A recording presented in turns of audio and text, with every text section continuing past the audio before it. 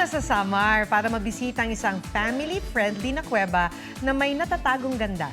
Meron daw itong tulay na truly made by nature. G tayo dyan sa report ni Rafi Tima.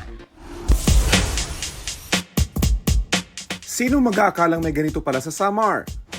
Samar is so underrated. Punta na kayo dito.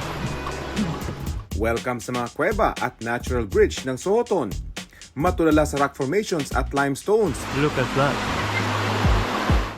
Sa sobrang dami na raw napuntahang kuweba ni Alden, ang Panhulugan Cave, ibang level daw sa ganda. Plus points pa ang pagiging family-friendly nito. Patag kasi ang daan. I was amazed kasi very accessible po yung cave. Hindi po siya mahirap i-explore. It's natural po. It's really flat.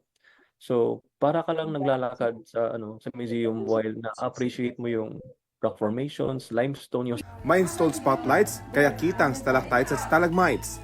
Pinapatay dito kaagad para di magambala ang mga hayop sa kuweba. 45 minutes ang buong cave tour. Next stop, ang natural bridge ng Sohoton. Kayaking is the only way para makarating. Medyo malakas yung agos sa tubig. So, hilahin natin. Mapapatingala ka sa higanting limestones na nakahulma na parang tulay. Tinawag siyang natural bridge kasi para siyang tulay pero it's not man-made. It's made by nature. Ang underrated beauty ng Sohoton, deserve raw na makilala ng marami. So, Sohoton is a natural park. This is a protected area. So, walang mga establishments. And it should stay like this for the many years to come.